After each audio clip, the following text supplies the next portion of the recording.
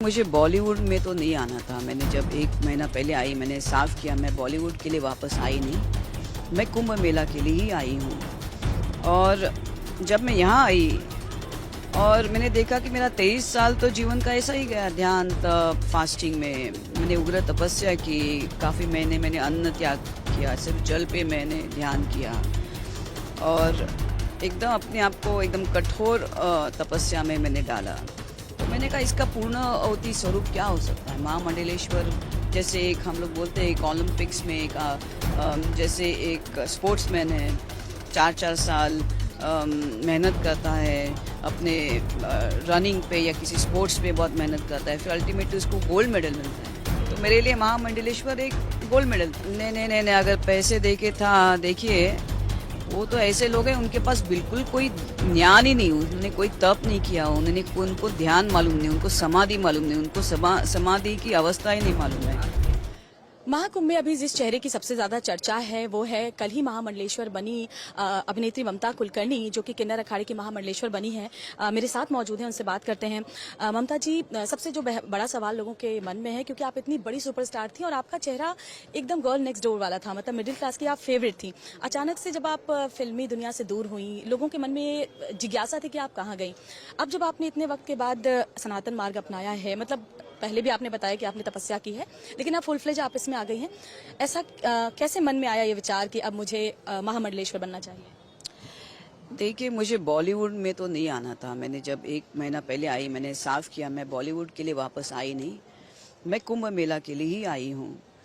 और जब मैं यहाँ आई और मैंने देखा कि मेरा 23 साल तो जीवन का ऐसा ही गया, ध्यान तप फास्टिंग में मैंने उग्र तपस्या की। काफ़ी महीने मैंने अन्न त्याग किया, सिर्फ जल पे मैंने ध्यान किया और एकदम अपने आप को एकदम कठोर तपस्या में मैंने डाला। तो मैंने कहा इसका पूर्ण अवधि स्वरूप क्या हो सकता है। महामंडलेश्वर जैसे एक हम लोग बोलते हैं एक ओलंपिक्स में एक जैसे एक स्पोर्ट्समैन है, 4-4 साल मेहनत करता है अपने रनिंग पे या किसी स्पोर्ट्स पे बहुत मेहनत करता है, फिर अल्टीमेटली उसको गोल्ड मेडल मिलता है। तो मेरे लिए महामंडलेश्वर एक गोल्ड मेडल था। लेकिन बहुत से लोग इस पर सवाल उठा रहे हैं कि इतनी आसानी से कैसे बन गए, और बहुत जब सब कुछ हासिल हो गया और अब जब कुछ नहीं है पास में, तब आपने सनातन का मार्ग अपना, ऐसे लोगों को क्या कहेंगे? नहीं, क्या पास नहीं, क्या नहीं मेरे पास। लोग ऐसा कह रहे हैं कि अब क्योंकि आप फिल्मी दुनिया से दूर हैं तो नहीं, पैसे देकर के भी लोग ऐसी भी बातें कर रहे हैं। नहीं, अगर पैसे दे के था, देखिए वो तो ऐसे लोग हैं उनके पास बिल्कुल कोई ज्ञान ही नहीं, उन्होंने कोई तप नहीं किया, उनको ध्यान मालूम नहीं, उनको समाधि मालूम नहीं, उनको समाधि की अवस्था ही नहीं मालूम है। आपको मालूम है ये महामंडलेश्वर की पदवी 3 जगत गुरु ने मुझे प्रश्न उत्तर किए, उनके कड़क से कड़क प्रश्न को मैंने उत्तर दिया और उत्तीर्ण हो गई उनके। और ऐसे प्रश्न कि ओनली एक तपस्वी एक दूसरे तपस्वी को समझ सकता है, ऐसे भयंकर प्रश्न। तो आप कहना चाहते हो महामंडलेश्वर और जो जगत गुरु है सब मूर्ख लोग हैं?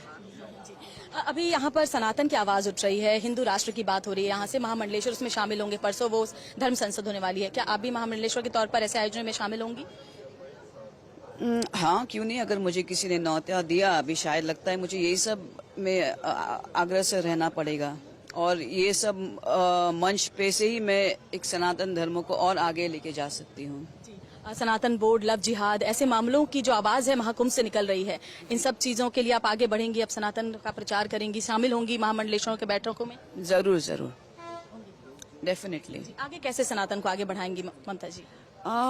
देखिए, अभी क्या हो गया, अपने जीवन में सबके प्यार समाप्त हो रहा है, तो सब में एक में सब, और प्यार जितना मैं इस में बढ़ावा करूंगी मनुष्य को, उतना हम लोग सब कुछ भूल के सिर्फ भारत देश और नेशनलिटी के बारे में सोचेंगे। संभल में देखा आपने, अब वहाँ पर हरिहर मंदिर निकलना, और ऐसे बहुत से हमारे जो हैं मथुरा, काशी, जहाँ पर लोग कह रहे हैं कि जो मंदिर हमने खोए वो हमें वापस मिलने चाहिए, इस पर क्या राय रखती हैं?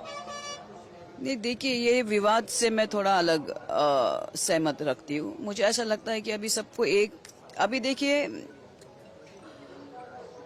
ये तो सही है कि काफी अपने मंदिरों को उस समय मुगल का राज था, लेकिन अब भी मुझे लगता है हमको देखिए, अगर जो जरूरी है तो उसको मैं तो उसके अंदर ना तो नहीं बोलूंगी, लेकिन मुझे ऐसा लगता है कि अभी हमको और आगे की देश के बारे में सोचना चाहिए। ममता जी, आप तपस्या तो देश को एक करने के लिए सोचना चाहिए। मंदिर देखो, मंदिर और ये जो जगह होती है कि वो तो ईश्वर को प्रार्थना करने की जगह होती है, तो इसमें अहंकार नहीं आना चाहिए।